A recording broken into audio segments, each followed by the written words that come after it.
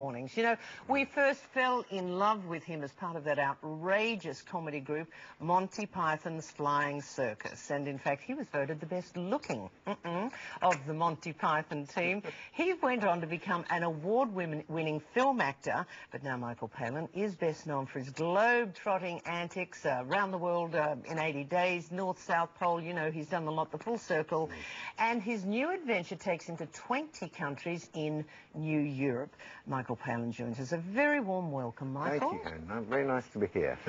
How does a wonderful actor, writer, comedian turn his career into a great documentary maker? Purely by accident. My whole career has been a series of accidents, meeting the right people at the right time. I'm basically quite a lazy person. I think I probably would have done nothing if people hadn't said, hey, let's get some comedy together. And I met Terry Jones and then Cleese and all that. So in 1988, I just finished doing Fish Called Wanda, and there were no other good movies, good sort of projects in the pipeline. I was hanging around, and someone rang up and said, do you want to go around the world in 80 days and be filmed doing it? And that was the start of this travel career, which I never meant it to carry on, but it just has, because the series have been quite well received, and I realised I love travelling, I love seeing the world. And, but quite literally, you do rival David Attenborough, and he certainly is a king of documentaries. Yours is, of course, a different style. What do you actually set out to see, to do, to feel?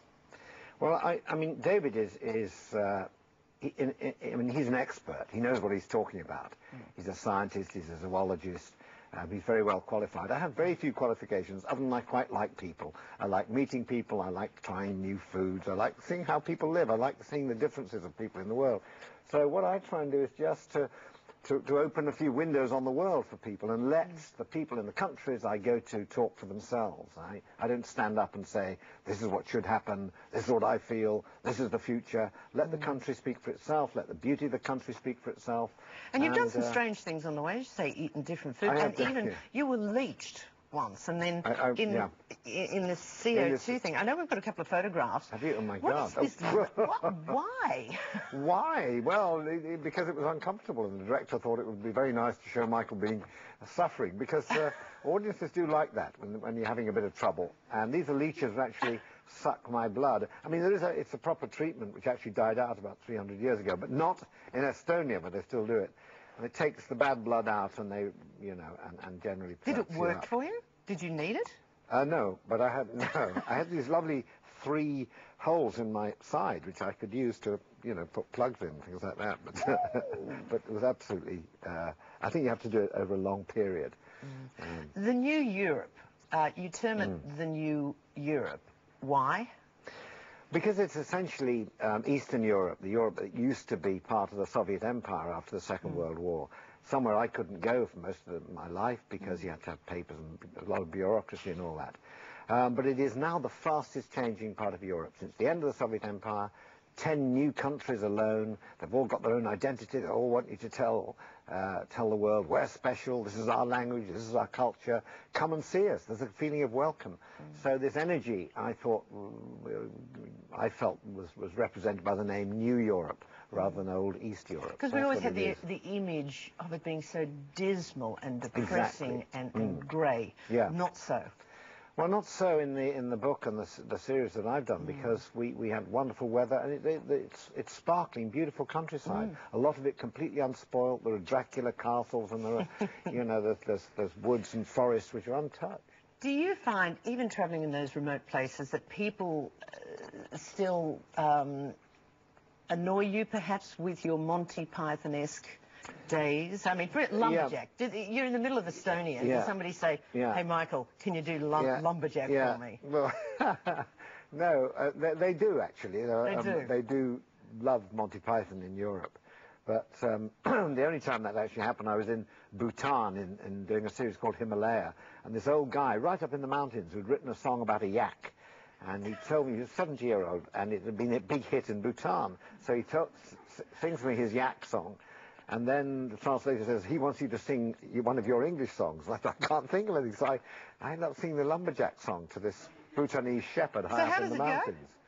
Well, the lumberjack song, or the yak song. Oh, the lumberjack song. Well, that, I can sing it in German for you. Oh, do. Ich fälle Bäume, ess mein Brot, ich gehe auf das WC. Am Mittwoch gehe ich shopping, Kaukekse zum Café.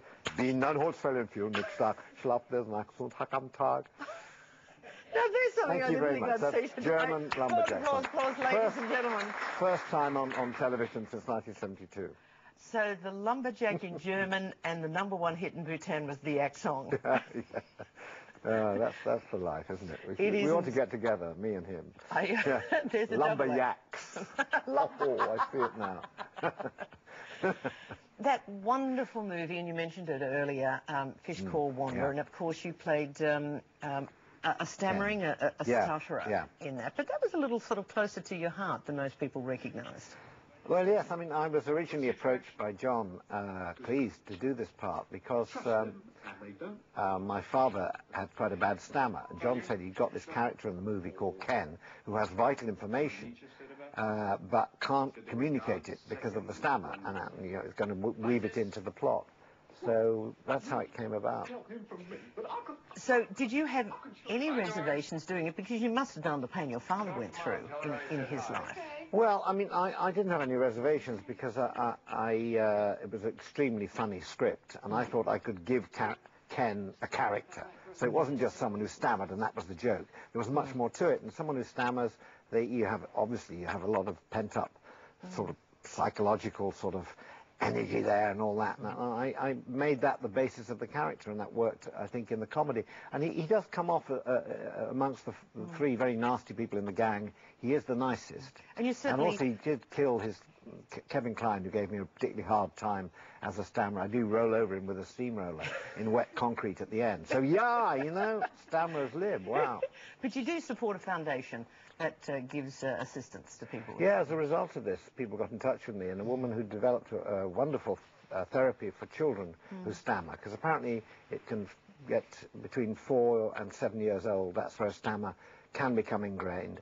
And I helped her out and it's the only time I've given my name to anything, and so it's the Michael Palin Stammering Centre in London. Wonderful work. And it's very, very good. I must say they do great work, and they're marvellous therapists, and a lot of children have had their lives improved, I think. Certainly. Indeed. John Cleese was asked if he was going to take one luxury item to a desert island, he'd take Michael Palin. Yeah. I think that's because he said because he'd talk all the time, they wouldn't need to listen to any music or something like that. Yeah, yes. What luxury item would you take to that desert island? Oh, that's very interesting. That's very interesting. I think I'd take a cookbook based on sand and palm trees. Recipes only, and I'd become the absolute expert on sand, salt water and palm tree based recipes. Very clever.